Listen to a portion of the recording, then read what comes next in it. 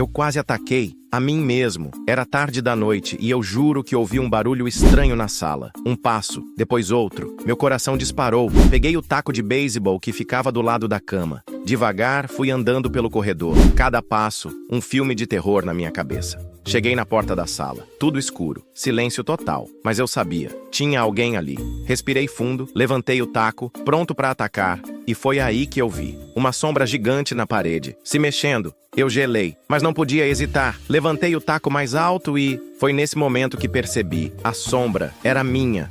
Eu quase me nocauteei sozinho.